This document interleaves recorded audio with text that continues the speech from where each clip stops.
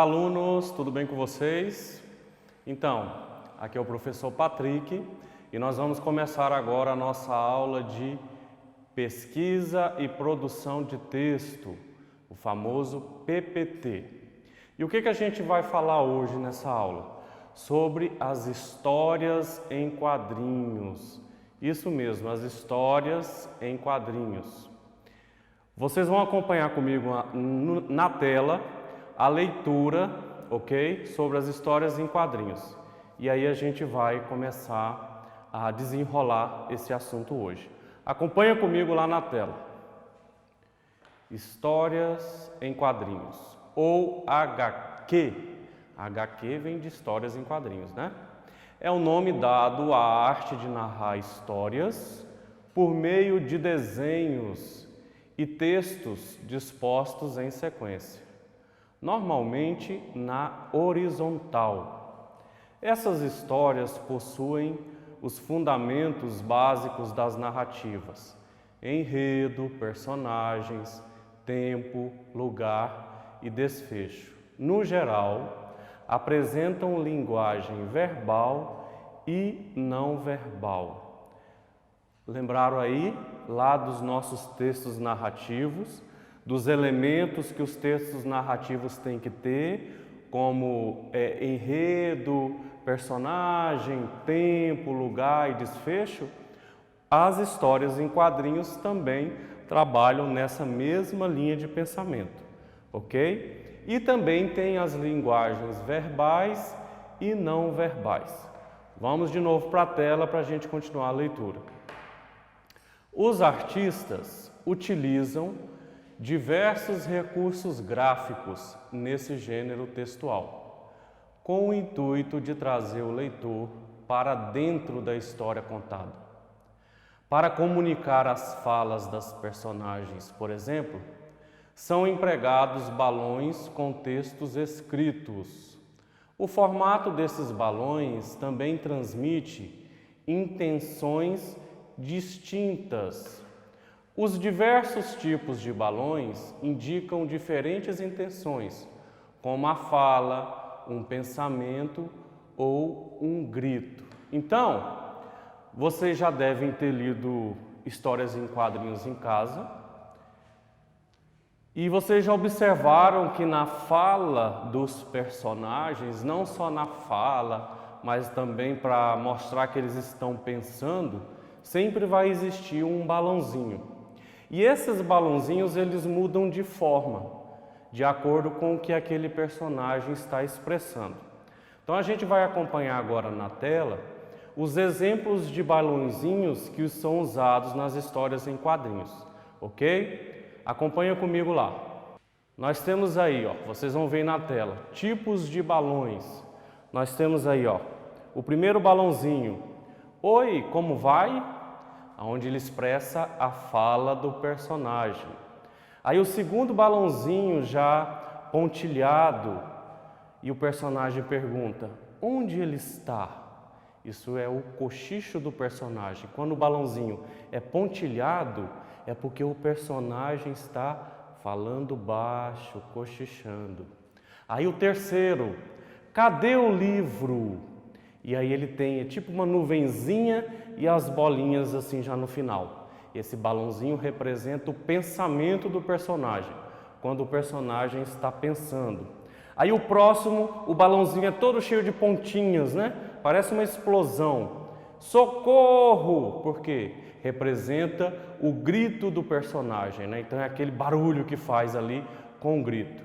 Aí tem um balãozinho que tem várias perninhas. Significa o quê? Que tem a fala de mais de um personagem. Aí tem nesse balãozinho tem, ó, bom dia, professora. Significa o quê? Todos os alunos dando bom dia para ela ao mesmo tempo.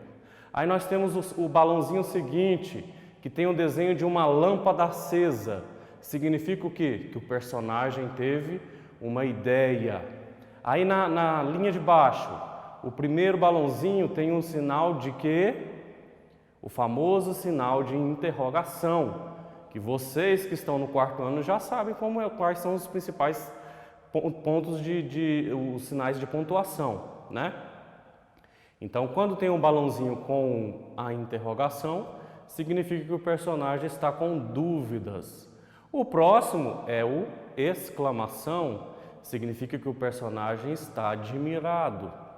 O outro seguinte são os 3 pontinhos, significa que o personagem não consegue se expressar, ele fica ali sem saber o que falar ou pensar.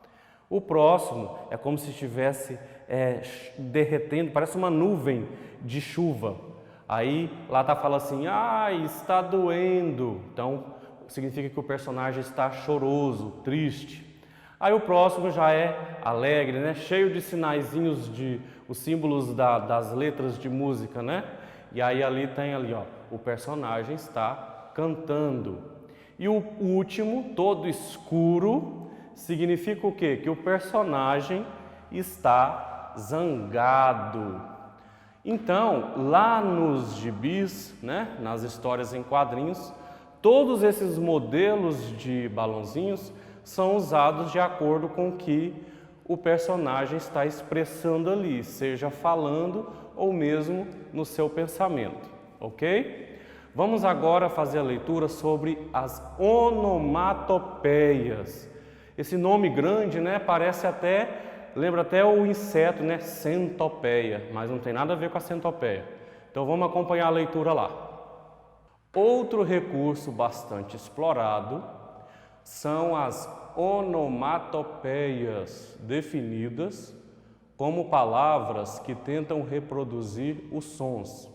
Exemplo, cabrum, como o som do trovão, tic-tac, tic-tac, como o som dos ponteiros do relógio, entre outros. Olhem aí na tela, várias onomatopeias, né? Ding, chic-clac, splash, crash, boom, smack, puff, bang, pou. Então, vocês já viram bastante essas onomatopeias nas histórias em quadrinhos. Lá nas histórias em quadrinhos, vocês viram bastante, né? Essas onomatopeias ilustradas ali. Tenho certeza que sim. E aí, o que a gente vê também? Também é bastante explorado o uso de letras de tipos diferentes e sinais de pontuação, sempre buscando a interação com o leitor, ok? Agora vamos acompanhar comigo na tela novamente a leitura, para a gente entender um pouco sobre a história dos quadrinhos aqui no Brasil. Vamos lá na tela. No Brasil, a primeira revista em quadrinhos chamou-se O Tico Tico e foi publicada em 1905 pelo periódico O Malho, idealizada pelo artista Renato de Castro. Foi influenciada pela HQ francesa La Semaine de Suzette e teve como personagem mais popular o garoto Chiquinho. Mas foi apenas em 1960 que o público brasileiro teve um gibi inteiramente colorido, com a publicação de A Turma do Pererê, do cartunista Ziraldo. O gibi foi apresentado pela editora O Cruzeiro e trazia personagens inspirados na cultura nacional. Em 1964, o gibi foi retirado de circulação por conta da censura instaurada durante a ditadura militar e só voltou a ser publicado novamente em 1975. Então, a gente concluiu agora a leitura, né, sobre a história em quadrinhos aqui no Brasil, como que parou e depois recomeçou. Lembramos que a primeira história em quadrinhos aqui feita no Brasil, colorida, né, era A Turma do Pererê, né, escrita pelo Ziraldo.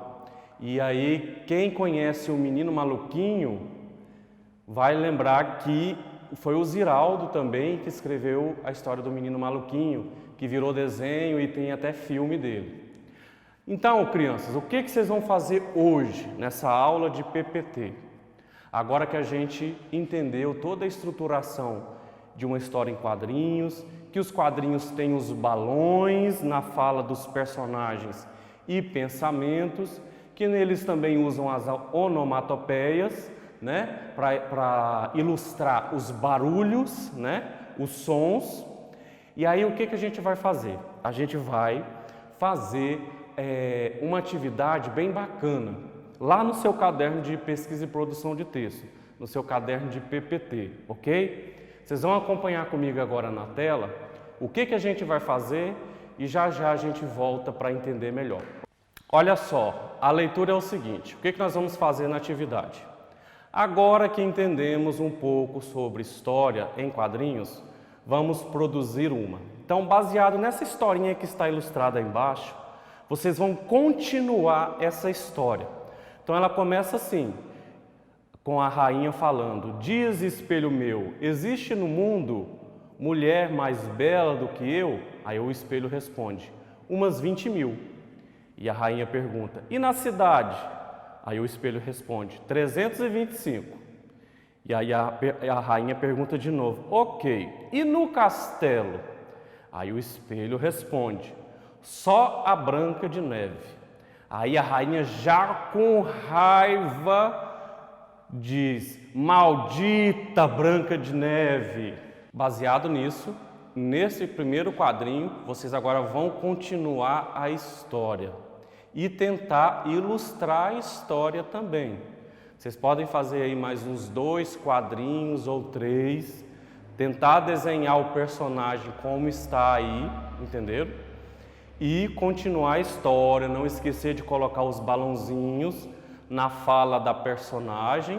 Quem são os 2 personagens aí dessa história que começou aí? A rainha e o espelho mágico.